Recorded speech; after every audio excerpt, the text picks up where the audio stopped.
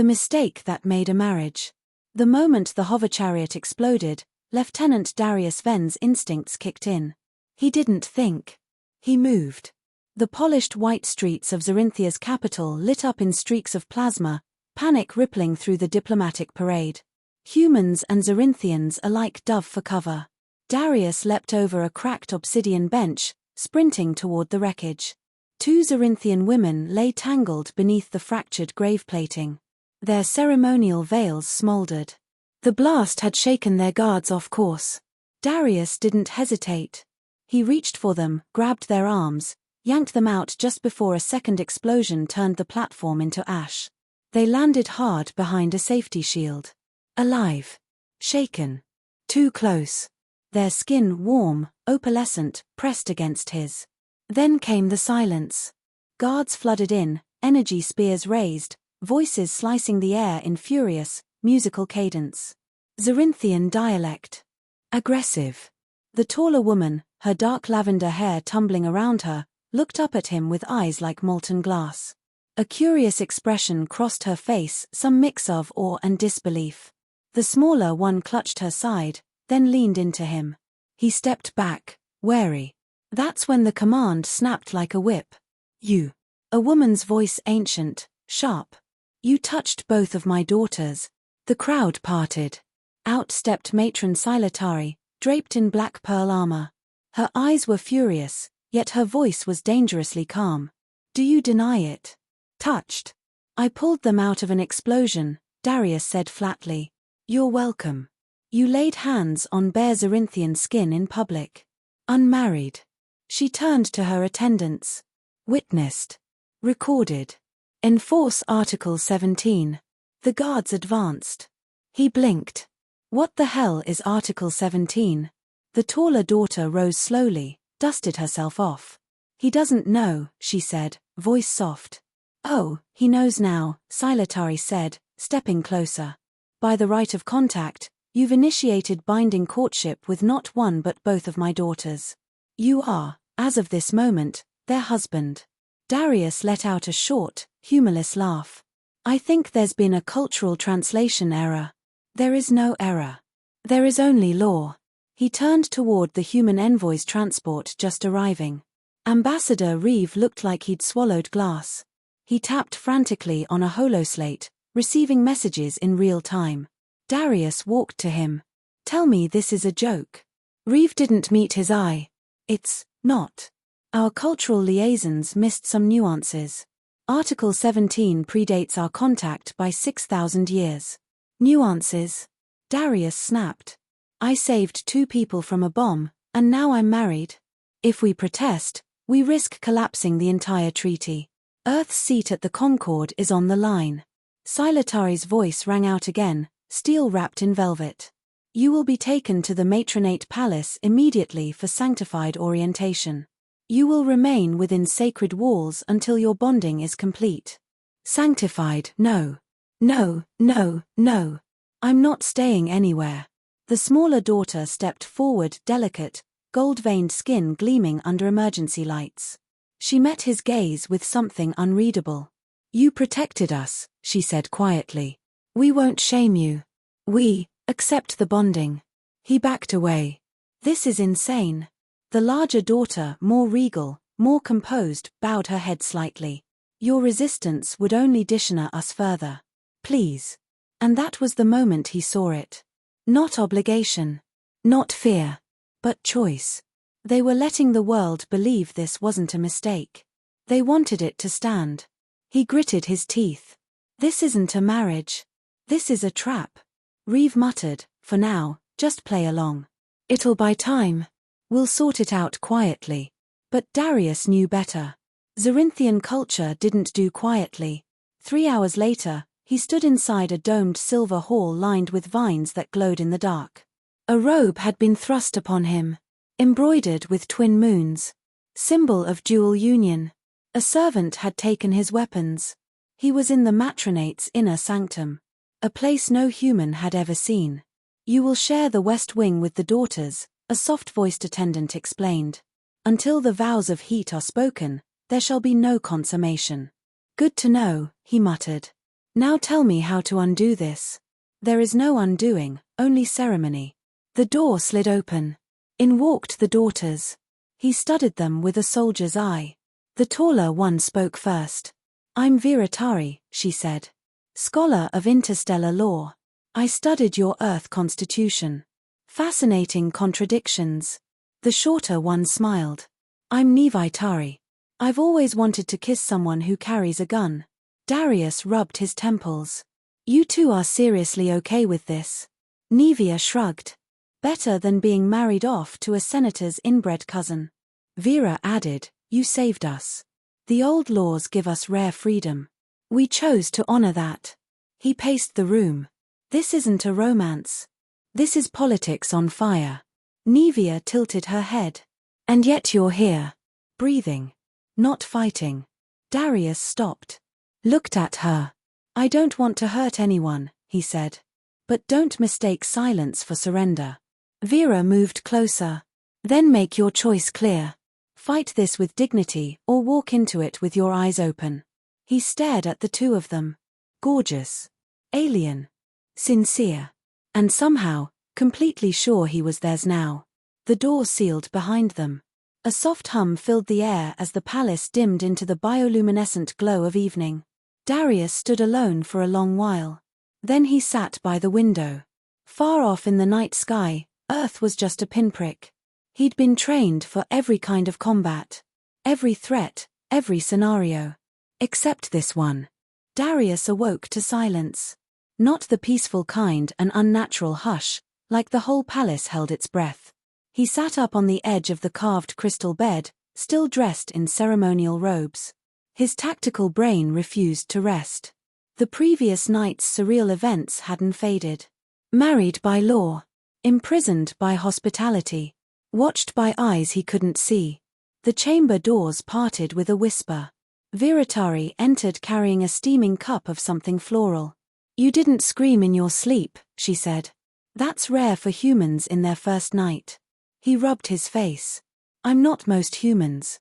No, she said, handing him the drink. You're my husband.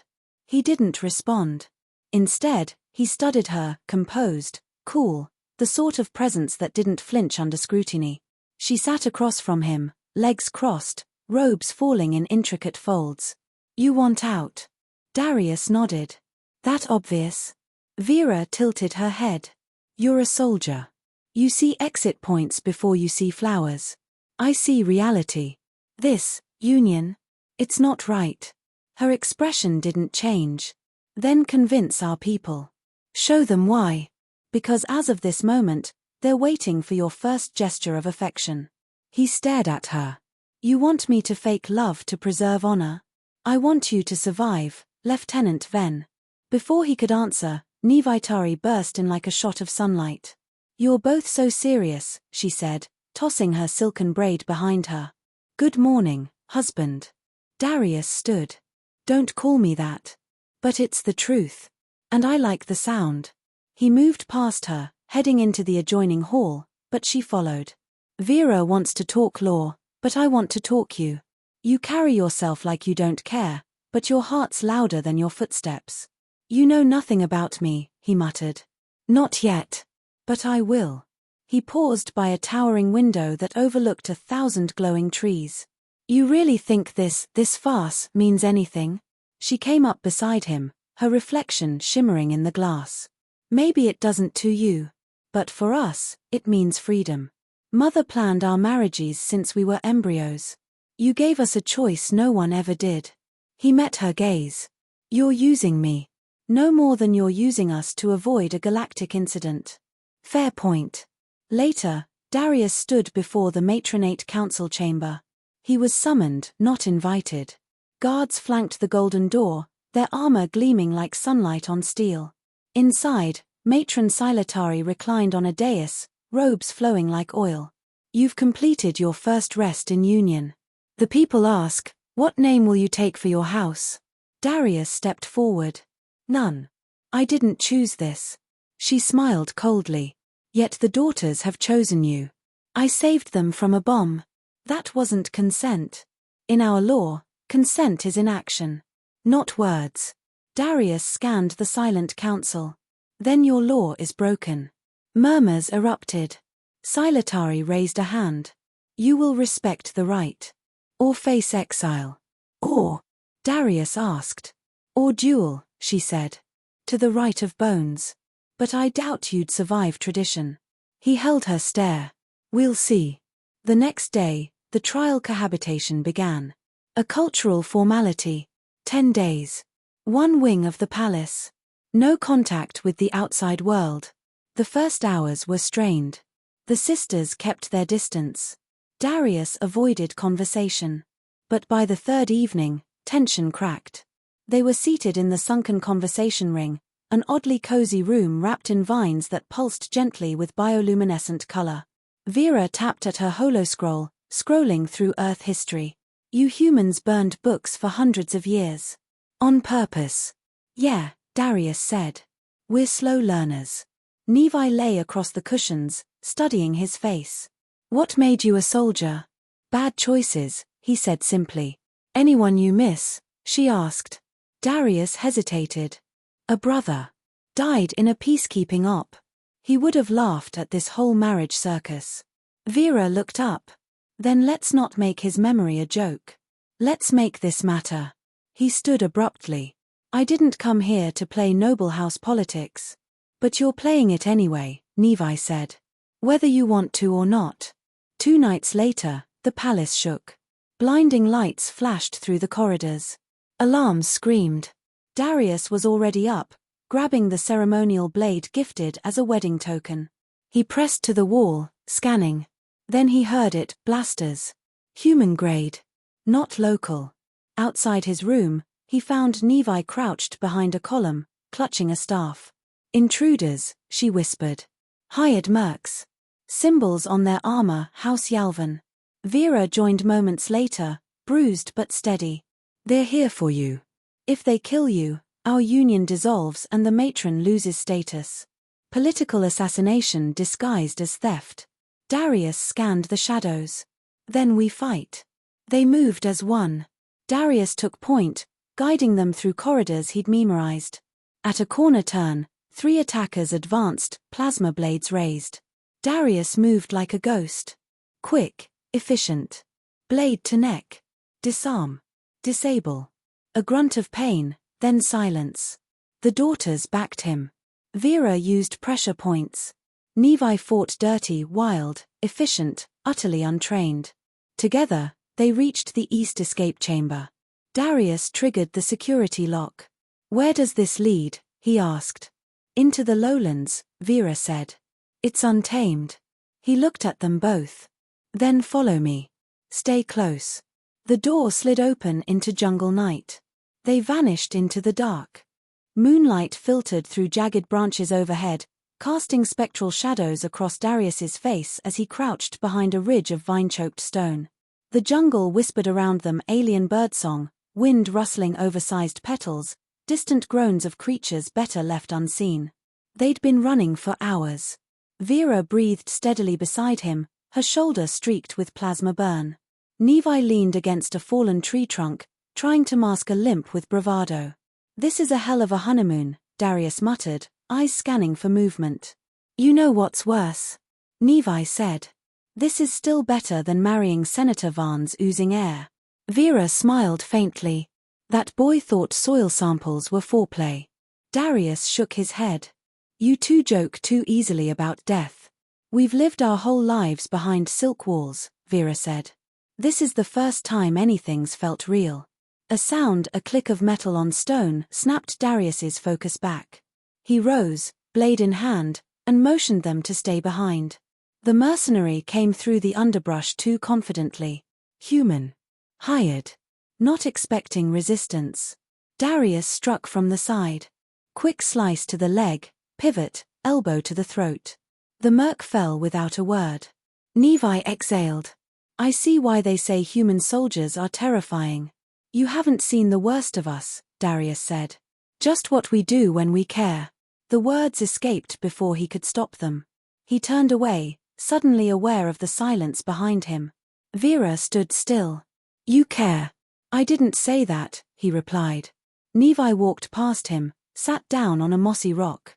You didn't have to. They made camp near a lake whose surface shimmered with bioluminescent algae. It glowed beneath the stars like a sheet of living light. The warmth of the air wrapped around them, and for the first time in days, no one was chasing them.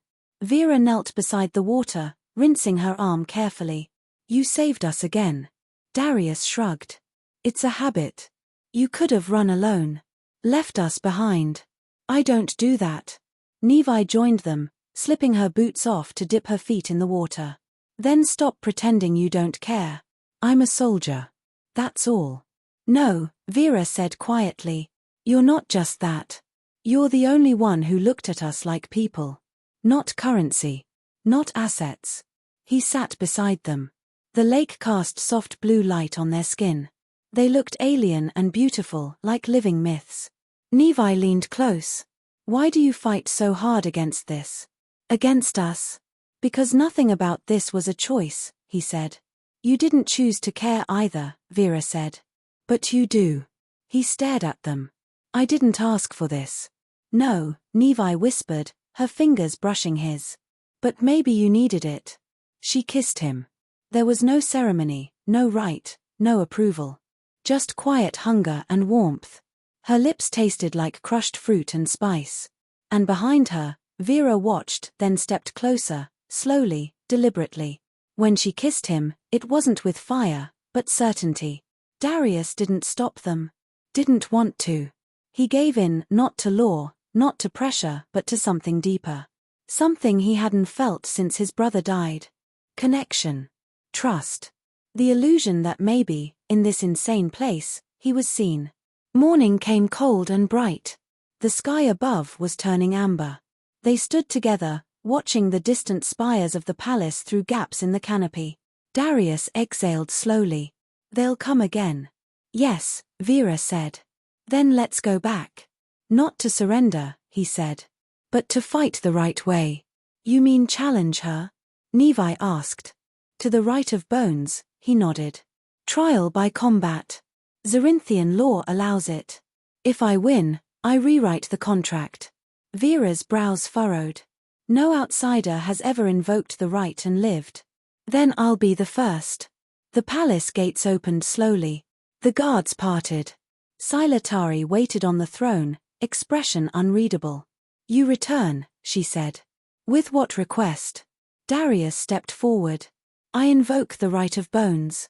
Gasps echoed across the hall. Silatari's face darkened. You would dare? You, a foreigner, challenge me under our oldest law? Yes. You made this about control. I'm making it about choice. The matron stood. Then so be it. Let the arena be prepared. The right of bones was held at dusk.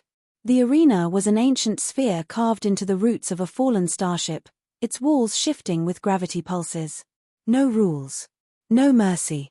First to fall unconscious or dead loses. Silatari entered wearing ceremonial armor, laced with metal that flexed with her movement. She wielded twin crescent blades. Darius wore no armor. Just bone-white combat wraps and the blade gifted during the wedding. A gong sounded. She came fast. Elegant. Deadly. Darius parried, barely keeping up. She moved like water with blades, her strikes honed over centuries. But Darius had grit, human unpredictability. She cut his shoulder. He kicked her knee. She slashed his side. He headbutted her mid-spin.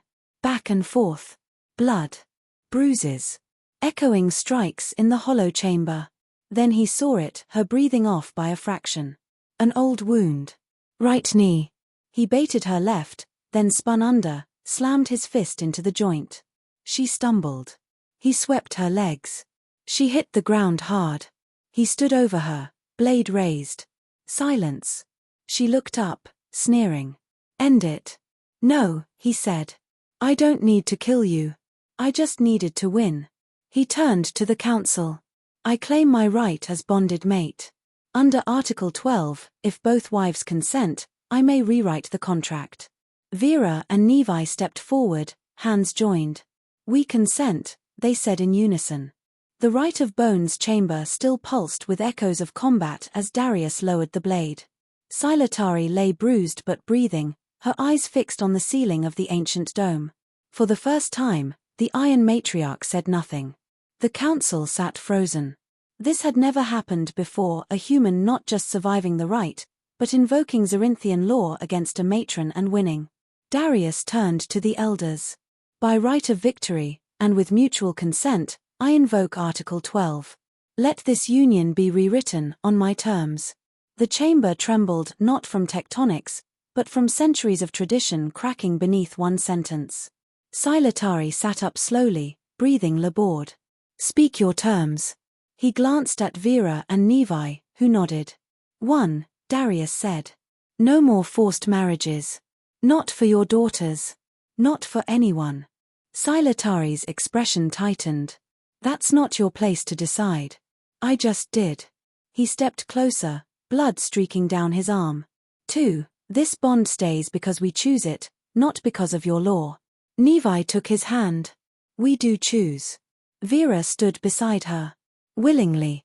Darius finished. 3, Earth will not be treated as a bargaining chip. Our alliance stands as equals. The silence that followed was deafening. Silatari rose to her feet, slowly. You shame me in front of my people. No, Vera said. You shamed yourself when you turned love into currency. Silatari studied her daughters, then looked at Darius. Really looked. You defy centuries. You tear open tradition. And yet, I see no fear in your eyes. There's a difference between fear and respect, Darius replied. I'm giving you the latter. She let out a long breath. Then I yield. Gasps rippled across the chamber. The matron bowed her head. That night, the stars above Zarinthia burned blue and gold in celebration. Darius stood on the high balcony of the matronate tower, robes replaced by a simpler dark tunic stitched with the seal of dual unity, 2 crossed moons over Earth. The treaty between Zarinthia and the Concord had not only survived, it had evolved. The council voted to adopt the Darius Amendment, a revision banning involuntary bonding. He watched the crowd below, gathered in the city square. Lanterns floated into the sky. Drums echoed like thunder. Somewhere, human delegates toasted to peace they barely understood. Footsteps approached. Nevia slipped her arms around him from behind. You look uncomfortable. Crowds aren't my thing, he said. She smiled against his back. You challenged an empire. But this makes you nervous. Different kind of battlefield. Vera joined them, her presence quieter but grounding. You've changed things. Not just laws. People. I didn't set out to, Darius replied. I just wanted to survive the week. You did more than survive, Vera said. You made space for something new. He looked at them, one fire, one ice, both warm in different ways. He'd fought against this connection, against the binding, against the role he was forced into. And now, standing between them, he wasn't resisting. He was home. Later that night, beneath the starlit dome of the garden sanctuary, the final bond was made not by force, but by will. There were no guards, no counselors, no glowing scripts or legal chants. Just the 3 of them. They stood beneath a flowering tree whose petals shimmered with soft light. Nevia was barefoot, her veil discarded, her grin mischievous. Still want to run, soldier? He shook his head. Only if you're running with me. Vera stepped forward, taking his hand. Then speak it. He cleared his throat. I'm not a poet. But I swear this, I'm not yours by law, or by debt. I'm yours because I want to be. Nevia stepped into him, looping her arm through his. Good enough. Vera leaned in. Perfect. They kissed him, first one, then the other. This time, there was no confusion. No shame. No fear. Just belonging. At dawn, news spread across Zarinthia. The matron had ceded power to the Council of Daughters, a progressive body led in part by Viratari. Nevi took a post in cultural diplomacy, her natural charisma already winning over human trade envoys. A new treaty was ratified, with Earth and Zarinthia sharing not just resources, but cultural authority. Darius remained in the capital. Not as prisoner, or guest, but as ambassador. And as a husband. His quarters overlooked the West Gardens now. No more guards posted outside. He came and went freely, but most nights, he stayed close. Because in the heart of this alien empire, he'd found something no mission had ever given him. Purpose. Peace. And people who saw him. One evening, as the moons rose over the horizon, Darius sat by the glowing lake again. Vera arrived first, sliding beside him with a datapad full of council motions. They want to name the new law after you. I'm not a symbol. You are to them. Nevi arrived a moment later, dropping into his lap uninvited. You're also the reason I didn't end up married to a walking fungus. He laughed softly. Glad I could help. She leaned into him. Do you regret it? Coming here? He looked between them. The woman who taught him to think again.